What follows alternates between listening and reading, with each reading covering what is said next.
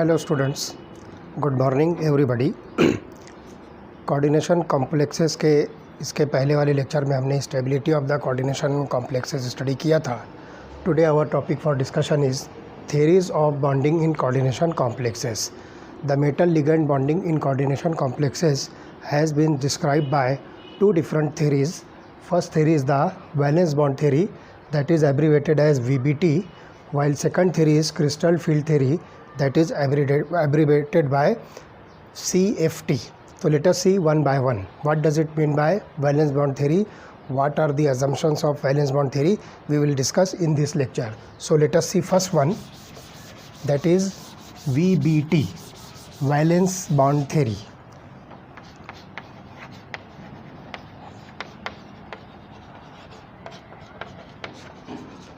Shortly written as VBT. Now the hybridized state is a theoretical step that describes how the coordination complexes are formed. तो यहाँ पर हम जाए इस VBT के अंदर hybridisation step of the complex metal ion को हम जो स्टडी करेंगे, तो जो कि आपको structure of the complex ion को डिस्क्राइब करेगा। तो valence bond theory is based on the concept of hybridisation.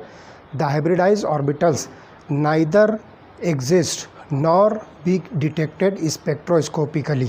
आप इन ऑर्बिटल्स को जो हाइब्रिडाइज स्टेप में होते हो उसको आप स्पेक्ट्रोस्कोपिकली जो है उसको एग्जिस्ट नहीं कर सकते हो, ना ही इसको आप जो है डिटेक्ट कर सकते हो। These orbitals however helps us to describe the structure of coordination complexes.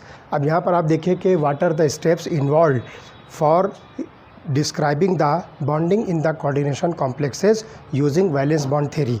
तो देखिए कौन कौन से जो इसके अजम्पशंस हैं। सबसे पहला अजम्पशन आप यहाँ पर देखिए, जो सबसे पहली स्टेप है, that is metal ion provides vacant d orbital for the formation of coordinate bond with ligands. तो यहाँ पर vacant orbitals are provided by metal ion. तो ये जो है मेटल आयन के अंदर जो वैकेंट ऑर्बिटल होगा, जो कि ख़ास तौर से वैकेंट डी ऑर्बिटल होगा, ये मेटल आयन जो है प्रोवाइड करेगा, जो लिगेंड के साथ जो है कोऑर्डिनेट बॉन्ड फॉर्मेशन में यूज़ होगा। Second point is the vacant D orbitals along with s and p orbitals of metal ion take part in the hybridization।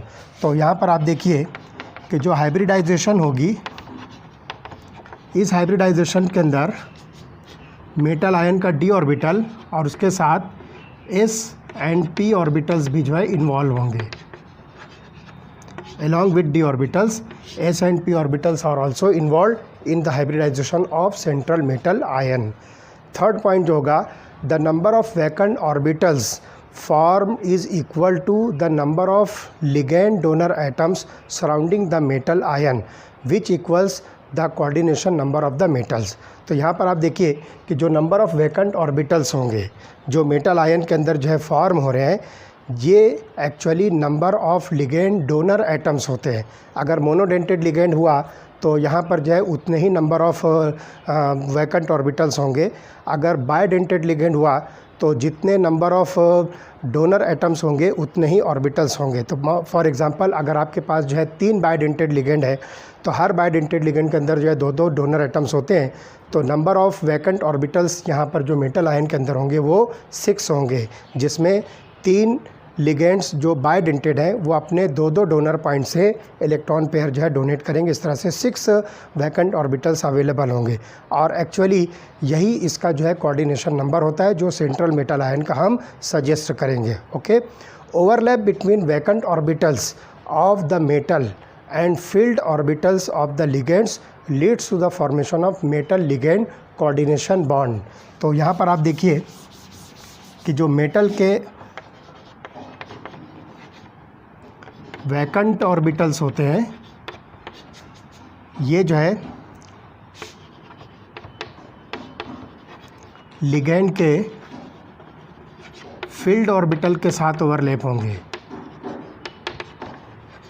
और इस तरह से आपको मिलेगा मेटल लिगेंड कोऑर्डिनेट बॉन्ड, जिसमें डोनर पॉइंट जो है ये लिगेंड के पास में है और एक्सेप्टर एटम यहाँ पर जो है मेटल है। तो इस तरह से यहाँ पर जो है मेटल लिगेंड कोऑर्डिनेट बॉन्ड जो है फॉर्म होगा। फिफ्थ अजम्पशन या फिफ्थ स्टेप जो होगी, the hybrid orbitals use by the metal ion point in the direction of the ligand. तो जो यहाँ पर आप देखोगे कि जो हाइब्रिडाइज ऑर्बिटल्स होंगे जो मेटल आयन के ज़रिए से यूज़ हो रहे हैं, they point in the direction of the ligand. जिस तरफ लिगेंड का डायरेक्शन होगा उसी डायरेक्शन पर जो है वो प्रोजेक्ट करेंगे। उसके बाद जो सिक्स्थ पॉइंट है, मेटल आयन के पास जो है दो टाइप के ऑर्बिटल्स होते हैं डी। एक होगा n-1 डी ऑर्बिटल और दूसरा होगा n-d ऑर्बिटल। ये दो ऑर्बिटल जो है मेटल आयन जो है जनरली यूज़ करता है कोऑर्डिनेशन कॉम्प्लेक्स के फॉर्मेशन में, और इसकी वजह से आपको कॉम्प्लेक्सेस जो है दो टाइप के मिलेंगे। On the basis of type of the d orbitals use by the metal ion, the complexes are of two types. तो ये कॉम्प्लेक्सेस जो है दो टाइप के कौन कौन से हैं? पहली टाइप जो होगी that is outer orbital complex, it is outer orbital complex, और दूसरी टाइप होगी इनर ऑर्बिटल कॉम्प्लेक्स। अब हम यहाँ पर देखेंगे what does it mean by outer orbital complex and inner orbital complex. तो यहाँ पर ध्यान रखिए, for hybridisation in outer orbital complex n-d orbitals are used. तो यहाँ पर आप देखोगे कि अगर आपको आउटर ऑर्बिटल कॉम्प्लेक्स फॉर्म करना है तो n-d ऑर्बिटल्स यूज़ होंगे, और इनर ऑर्बिटल कॉम्प्लेक्स फॉर्म करना है तो आपको n-1d ऑर्बिटल जो है यूज़ करना है सेंट्रल मेटल आयन का। Now the types of hybridisation decides the structure of the complex. यहाँ पर जो हाइब्रिडाइजेशन की जो भी टाइप होगी वो स्ट्रक्चर ऑफ द कॉम्प्लेक्स को जो है डिसाइड करेगी। फॉर एग्ज़ाम्पल, अगर आपके पास D2sp3 हाइब्रिडाइजेशन है तो आप यहाँ पर देखिए 2, 3 और 3 6 ऑर्बिटल जो इसके अंदर जो इन्वॉल्व है, तो इसके ज़रिए से जो कॉम्प्लेक्स की जो ज्योमेट्री बनेगी, जो इसका स्ट्रक्चर बनेगा, वो स्ट्रक्चर होगा ऑक्टाहेड्रल। इसी तरह से फॉर एग्जांपल अगर sp3 हाइब्रिडेशन हो रहा है तो आपको जो कॉम्प्लेक्स मिलेगा वो होगा टेट्राहेड्रल एंड लाइकवाइज। तो इस तरह से जो है ये हाइब्रिडाइजेशन जो है डिसाइड करता है द शेप और स्ट्रक्चर ऑफ द कॉम्प्लेक्स। तो दो एग्जांपल मैंने आपको बताया, D2sp3 अगर हुआ तो ऑक्टाहेड्रल कॉम्प्लेक्स बनेगा, sp3 अगर हुआ तो टेट्राहेड्रल कॉम्प्लेक्स बनेगा। Now what are the steps involve in the formation of metal ligand bonding. अब मेटल लिगेंड की जो बॉन्डिंग होती है उसमें कौन कौन सी स्टेप्स इन्वॉल्व होती है, हम वन बाय वन वो स्टेप जो है स्टडी करने वाले हैं। तो सबसे पहली स्टेप तो यहाँ पर हम जो है डिस्कस कर रहे हैं स्टेप्स इन्वॉल्व इन मेटल लिगेंड बॉन्डिंग। तो सबसे पहली जो स्टेप होगी, you must find the oxidation state of central metal ion. तो पहली स्टेप जो होगी, find OH that is oxidation state of metal ion. आपके पास जो भी मेटल आयन कॉम्प्लेक्स के अंदर प्रेजेंट है उसकी ऑक्सीडेशन स्टेट जो है आप कैलकुलेट कीजिए। तो ऑक्सीडेशन स्टेट कैसे कैलकुलेट करते हैं, रेडॉक्स रिएक्शन जो 11th का चैप्टर है उसके अंदर उसकी पूरी डिटेल्स मौजूद है, आप वहाँ से जो है उसको रिफ़र कर सकते हैं। उसके बाद second, write the valence shell electronic configuration of metal ion. आपके पास जो भी मेटल आयन प्रेजेंट है उसकी वैलेंस शेल इलेक्ट्रॉनिक कॉन्फ़िगरेशन आपको लिखना है। जैसे मान लीजिए कि आपके पास कोबाल्ट आयन जो है प्रेजेंट है और कोबाल्ट की जो ऑक्सीडेशन स्टेट जो है +3 है, तो आपको जो है CO3+ की इलेक्ट्रॉनिक कॉन्फ़िगरेशन लिखना है जो वैलेंस शेल इलेक्ट्रॉनिक कॉन्फ़िगरेशन होगी। आगे जो है मॉलिक्यूल्स का फॉर्मेशन कोऑर्डिनेशन कॉम्प्लेक्सेस का कैसे होता है हम कुछ एग्जांपल से स्टडी करेंगे, तो उसके अंदर जो है आपको पता चलेगा कि कोबाल्ट 3 की इलेक्ट्रॉनिक कॉन्फ़िगरेशन आपको कैसे डिसाइड करना है और वो क्या हो सकती है, या जो भी मेटल आयन होगा उसकी इलेक्ट्रॉनिक कॉन्फ़िगरेशन आप कैसे लिखोगे, हम इसके आगे वाले लेक्चर में स्टडी करने वाले हैं। ओके, तो ये हो गए 2 पॉइंट्स। अब थर्ड पॉइंट आपको जो है क्या देखना है कि see the complex whether it is low spin और हाई स्पिन, और ये लो स्पिन और हाई स्पिन जो है सिर्फ ऑक्टाहेड्रल कॉम्प्लेक्स के लिए जो एप्लीकेबल है। अब लो स्पिन और हाई स्पिन क्या है वो हम इसके बाद वाले लेक्चर में जो है स्टडी करने वाले हैं, और ये ख़ास तौर से D4 से D8 इलेक्ट्रॉनिक कॉन्फ़िगरेशन वाले कॉम्प्लेक्सेस के अंदर जो है ऑब्ज़र्व होगी। तो ये चीज़ जो है बात की है जिसको हम लो स्पिन और हाई स्पिन जो है कॉम्प्लेक्सेस स्टडी करेंगे, तो आपको वो पता करना है, और ये सिर्फ उस वक्त होगी जब आपको दिया गया कॉम्प्लेक्स ऑक्टाहेड्रल ज्योमेट्री रखता हो। ओके, उसके बाद जो अगला पॉइंट है, from number of ligands find number of metal ion orbitals required for bonding. For example आपके पास जो है 6 लिगेंड्स हैं और ये सब के सब जो है मोनोडेंटेट है, तो आपको जो है ये पता हो जाएगा कि number of monodentate ligand is nothing but the number of valence shells available for the bonding in the metal ion। तो आपको ये पता करना है कि आपके पास जो है लिगेंड्स के नंबर्स कितने हैं, तो उसके हिसाब से कितने number of vacant orbitals of metal ion required है वो आपको जो है पता चल जाएगा।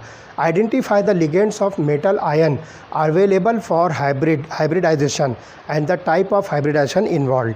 अब आपके पास में जैसे लिगेंड्स होंगे उसके हिसाब से आपको ये पता चल जाएगा कि इसके अंदर जो है कौन सी हाइब्रिडाइजेशन इन्वॉल्व होने वाली है और उसके अंदर जो है कितने ऑर्बिटल जो है अवेलेबल होना चाहिए हाइब्रिडाइजेशन के लिए। ये सारी चीज़ें आपको जो है इजीली जो है पता चल जाएगी। उसके बाद write the electronic configuration of the metal ion after hybridisation. अब हाइब्रिडाइजेशन होने के बाद जिस टाइप की भी हाइब्रिडाइजेशन होगी वो हाइब्रिडाइजेशन होने के बाद अब उस मेटल आयन की इलेक्ट्रॉनिक कॉन्फ़िगरेशन क्या बनती है आपको वो लिखना है। उसके बाद show the filling of orbitals. अब जो है जो वैकेंट ऑर्बिटल जो डी ऑर्बिटल्स मौजूद हैं या जो हाइब्रिडाइजेशन के ऑर्बिटल्स हाइब्रिड ऑर्बिटल्स प्रेजेंट है उसके अंदर लिगेंड्स की जो है फिलिंग जो है आपको जो है शो करना है कि मोनोडेंटेड लिगेंड है तो हर मोनोडेंटेड लिगेंड अपना 2-2 इलेक्ट्रॉन जो है एक ऑर्बिटल के अंदर जो है डोनेट करेगा। बायडेंटेड लिगेंड है तो हर लिगेंड जो है बायडेंटेड अपने 4-4 इलेक्ट्रॉन जो है वैकेंट ऑर्बिटल्स के अंदर जो है डोनेट करेगा। तो इस तरह से आप जो है वहाँ पर फिलिंग ऑफ द ऑर्बिटल्स को जो है शो कीजिए। तो show the filling of orbitals after complex formation. Complex formation के बाद आप जो है पूरे इलेक्ट्रॉन्स की कंप्लीट जो है फिलिंग जो है शो कीजिए। उसके बाद determine the number of unpaired electrons and predict the magnetic behaviour of the complex. यहाँ पर आपको जो है एक बात बता दूँ कि जनरली हम यहाँ पर जो 2 टाइप के कॉम्प्लेक्सेस स्टडी करेंगे, एक होगा डायमैग्नेटिक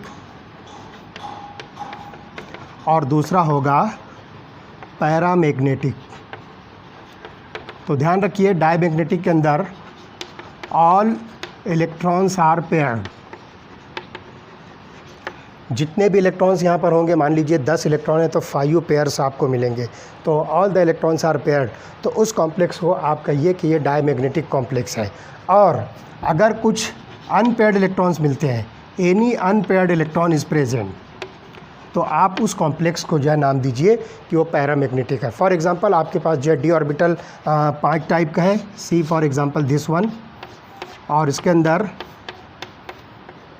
इस तरह से जो इलेक्ट्रॉन्स की फीलिंग है और यहाँ पर जो है आपको 2 इलेक्ट्रॉन जो है अनपेयर्ड मिलते हैं। तो आप देख लो कि यहाँ पर 2 इलेक्ट्रॉन अनपेयर्ड है, so this type of complex is paramagnetic in nature. तो इस तरह से ये टोटल 8 स्टेप्स हैं जिसके ज़रिए से मेटल लिगेंड की बॉन्डिंग को आप जो है बहुत इजीली समझ सकते हो। सबसे पहली बात आपको oxidation state of the central metal ion calculate करना है, फिर valence shell electronic configuration of metal ion लिखना है, फिर ये देखना है कि वो कॉम्प्लेक्स लो स्पिन है या हाई स्पिन है, ये सिर्फ आपको ऑक्टाहेड्रल कॉम्प्लेक्स के लिए स्टडी करना है।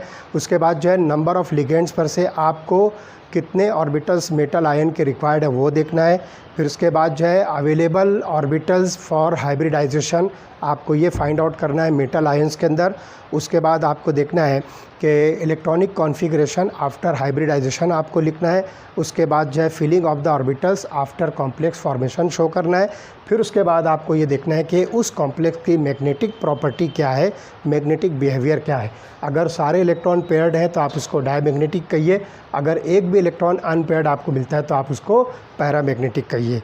इसके बाद वाले लेक्चर में हम कुछ कॉम्प्लेक्स के फॉर्मेशंस किस तरह होते हैं, कौन कौन सी चीज़ें उसके अंदर जो इन्वॉल्व होती है, ये हम स्टडी करने वाले हैं। ओके।